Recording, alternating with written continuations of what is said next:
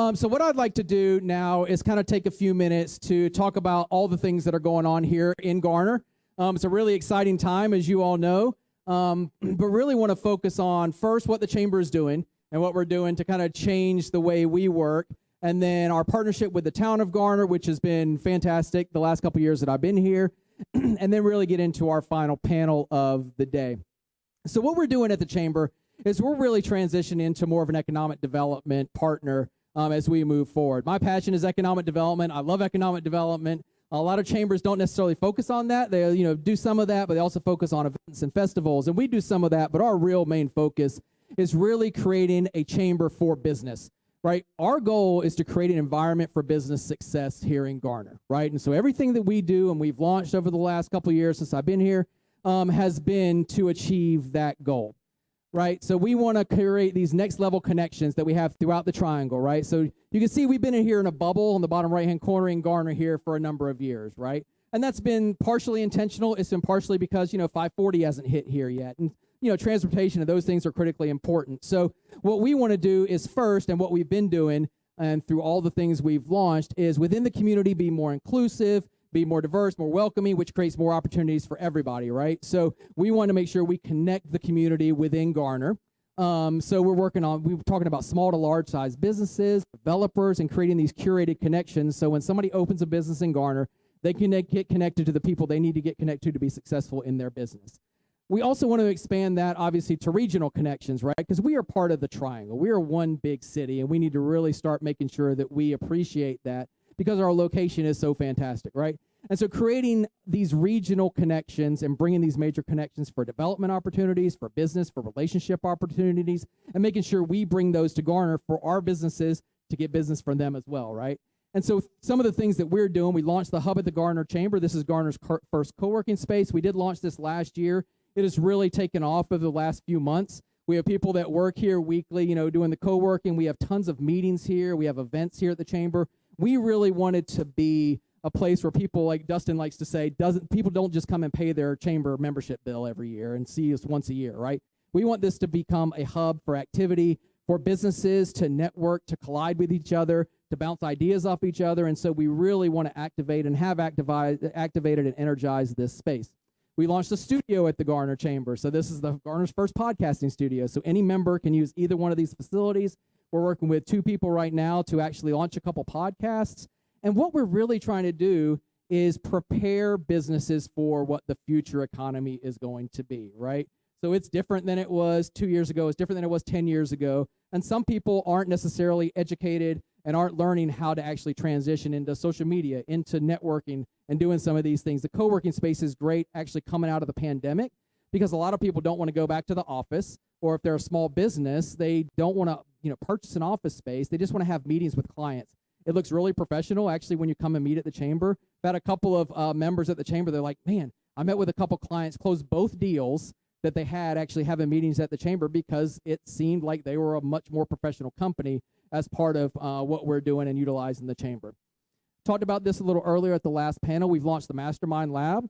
So this is educational opportunities for our businesses. So not only are we providing physical space, we are actually providing experts. These are regional and national experts that we have coming in to educate our members on things that are relevant to their business, right? So we've had, financial expert. We had Deborah Ashley, the LinkedIn Black Belt. She came in from Florida to teach LinkedIn and how to actually engage and do business on LinkedIn. We have Tim Boyum, Emmy Award-winning journalist on Spectrum News 1. He's a political reporter, right? And in this day and time, actually being able to have, useful conversations in the political arena is very difficult. He does an amazing job of building trust with his audiences, no matter what side, and he's very proud of that. But we had him come and talk about how you build trust with your audience and how you tell your story in challenging times, right?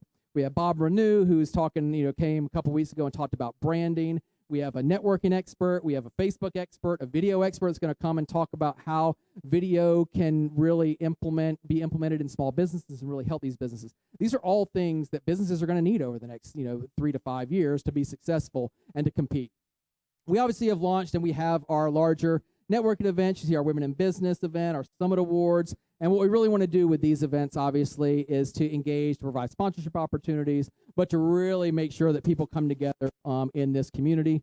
Another big thing we do at the chamber, and we're really pushing that a lot of chambers do not do, is we are on Facebook and Instagram all the time. So we are out. You can see Dustin and myself out taking selfies with everybody. This is very strategic. It's not because we just want to be in pictures. We want to make sure that the people outside and people who are looking at our Facebook page, following us, see that we're out in the community, right? We are supporting our local businesses. Small businesses love this. So we do ribbon cuttings and all those kind of things to really market and promote our businesses. The Launch Garner program, which we will talk about in a few minutes during the panel. This is a huge program to educate business owners. I think we have 15 people or so that can be in this program. We had our first cohort last year. But again, this is a way for a 13 or 14-week program that a business can go through this program. I'd like to use the example like a bakery. When they open, they can make cupcakes really, really, really well, but they may not know how to keep their books as well or to do marketing or branding. And so educating them through this program to do all those things and be really good at it is one of the things that we have partnered with the town, the Rotary Clubs, and Wake Tech on to provide this program. Again, you can see this all kind of goes back to we're providing an environment and creating an environment for business success here in Garner through our partnerships. And one of the main reasons we're doing this is so we can seize the opportunity to become a regional player, right? As we start to grow, if you went on the bus tour today, you see all the growth and all the things that are occurring. We really want to make sure that we have regional influence because it's going to be critically important as we move and grow in transit and real estate, water and sewer, local and state government, and more. We need to have influence and have our voice heard, right? So we partner really well with the town to make sure that is happening, and we all go in when we talk to a developer or we need something done. We go in as a cohesive unit, and developers appreciate that because there's consistency, and they can trust that we are doing things here in the community, and we're all together on the same page.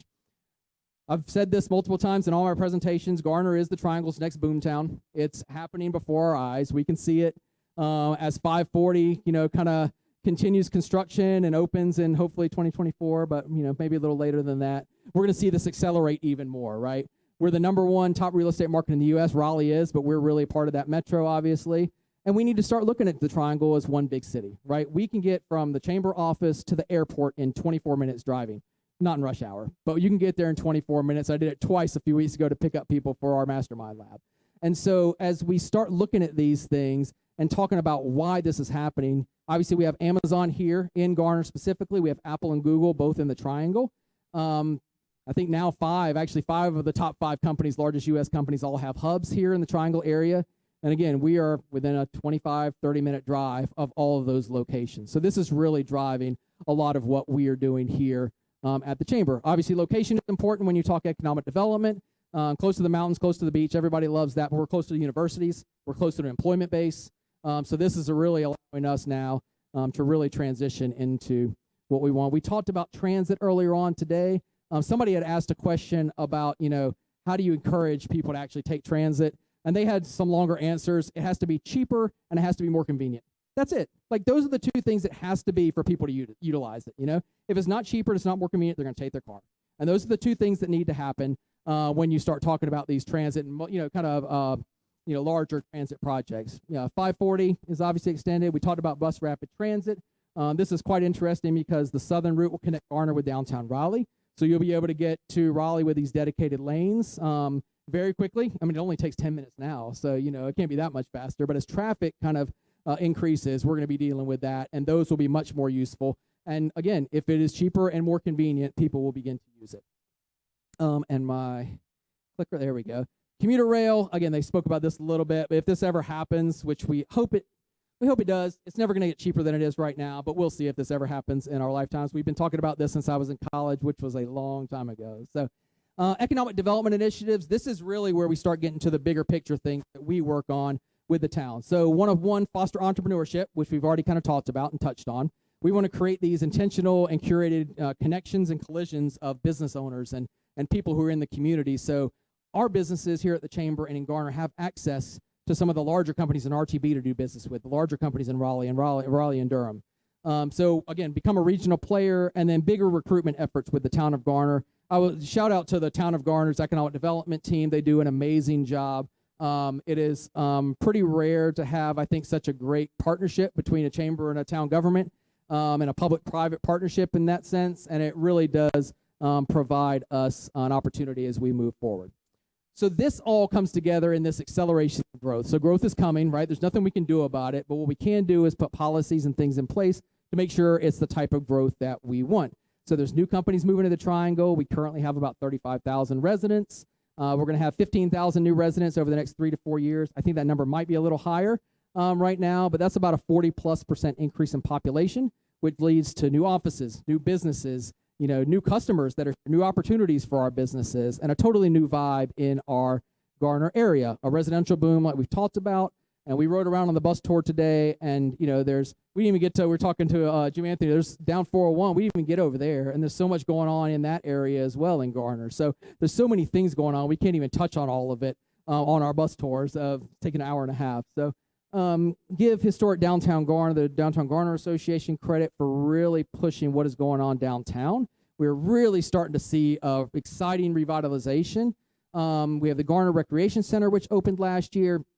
What I mentioned on the tour was in a downtown environment right now where you don't have tons of foot traffic, you don't have tons of residents, you really need destination businesses to locate in your downtown, right? So obviously the Garner Recreation Center is a destination, right? It can stand on its own. It doesn't need foot traffic necessarily. The Downtown Opportunity Site, which is right beside that, it's the empty lot that you see beside the Garner Rec Center. This is going to be developed by Lansing Melbourne in a partnership with the town. They're a really great private partner developer. They have strong background with parking development, which is obviously important in a downtown area. They have a local approach to retail recruitment, so that's pretty exciting as we add 101 residential units in this space, and then the first floor will be commercial and retail space. You head down the street a little farther, and you have the distillery, which opened last year. This is not an actual distillery. It's an event space. It's 8,300 square foot event hall. So again, another destination location for weddings and events. You also have Aristotle Spirits, which is actually a distillery right beside the distillery. And distilling these on site, again, another destination location. These businesses right now can survive without the need for all the foot traffic. But as you start to cluster these businesses together, you start to generate that foot traffic that you want in the downtown. So Nana's Little Sweets open. We did their grand opening a couple months ago. If you haven't been there, it's fantastic. Again, another destination location. They do cupcakes, birthday cakes, wedding cakes, again, in downtown Garner. And Zen Yoga Studio and Wine Lounge recently moved, and they opened this week in downtown. They moved over from Aversboro Square. So this is right off Main Street. If you drive down Main Street, you see there's a gap in between a couple buildings. You can look back behind there, and it's behind Main Street. So this is exciting as well. And you add, that's what, 5, 6, 7 businesses that we've now talked about. You add that to Shady's, who's already downtown. You add that to Full Bloom, which is downtown. And you really start creating this 3 or 4 blocks of really exciting businesses that are going in downtown. And that's really all you need to have some vibrancy in your area. We have Amazon number 1 and number 2. We did talk about this a little today. But Amazon 1 is the big fulfillment center. So that's the large building that you can see from I-40. $200 million worth of investment. Again, 6,000 employees during peak times. I've got 3,300 jobs. They blew past that. They also have Amazon number 2, which is Greenfield Parkway Distribution Center, which the large facility on 40 is where they ship out all their packages. Like 1 million packages a day ship out East Coast and around the country. The distribution center is where all the gray vans, if you've seen the gray vans that drive around, the last mile delivery, that's what the other center is that they built as well. Beacon Commerce Park is directly across the street from Amazon. So this is about 600,000 square feet of Class A distribution space. The key thing here is it's Beacon Partners and HM Partners. If you don't know Greg Sandorder, he was actually on a panel for Connect last year. Big-time developer, has done stuff all across the state, over $1 billion worth of investment. We tried to get them for years when I was working in Durham, and we couldn't get them to invest, but they're invested here. And his philosophy, he always tells me, he's like, I'm the Wayne Gretzky, I have the Wayne Gretzky philosophy to develop. I'm going where the puck's going to be, right? And this is where the puck's going to be in the future here. And so that's why they are investing here in Garner. We have Garner Business Park 70. Justin Parker's here. He's going to join us for a panel in just a second and talk a little more about that. They have anchor tenants, Lowe's Distribution Center, Pack Rat, MD Logistics, which we'll talk about in a second and why that is critically important. I think, 2.5 years ago, they started with 1 building, built on spec, hoping they would lease it, and it leased up within a few months, I think. And now they're on 4 buildings are complete. They're on building number 5, I think, or at least recruiting for that. White Oak Innovation Park, again, this is planned Class A office park. Office space is a little more challenging right now, with the pandemic and what happened with that, and people working from home and wanting to, like we talked on the HR panel, people work a little differently, and I don't think we've all figured out around the country what this is going to look like as we move forward in terms of office space needs. And so I think the nice thing about Garner is we're in a position that we don't have a lot of empty, we don't have millions of square feet of office spaces sitting empty because people moved out. We can actually build what is going to be desirable over the next 5, 10, 20 years.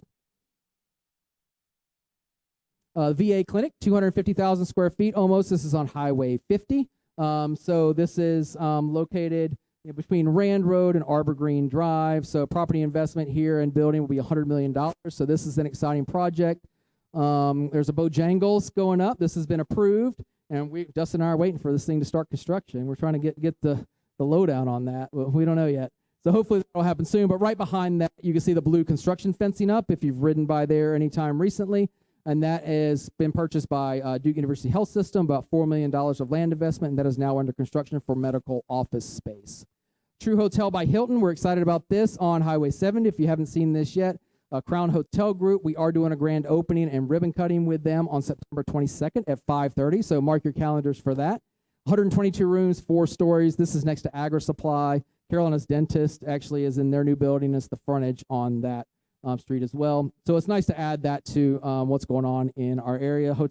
More hotel rooms, the better. Highway 70 construction, you can see this across from Anfisa's and Garner Appliance and Mattresses and new apartments that are going on over here. So just everybody asks about what's going on that site. So that is going to be new apartments. Rand Village, the Costco opened just before Thanksgiving last year. And they told us like in the beginning of October they were going to be done, and there was almost nothing happening there. So we're like, that's amazing if you can get it done and completed. And they did. So they were open by Thanksgiving last year. It's been open for almost a year now. It is in Garner. They pay Garner taxes, so don't let anybody tell you otherwise. We know it's one of those crazy intersections.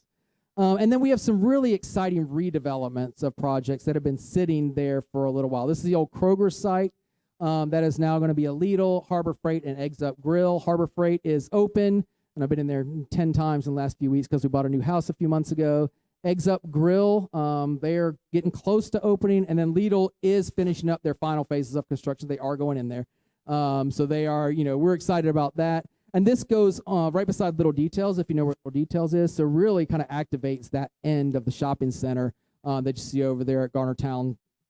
There's also a little karate studio you can see in between right beside Harbor Freight that has opened up there recently as well. We did a ribbon cutting for them a couple months ago. So it's really exciting to kind of see these things transition from these old shopping malls and transition into something that's way more useful. I went out and took the worst picture I possibly could of the Kmart site to show you guys. So this is the old Kmart site behind Denny's.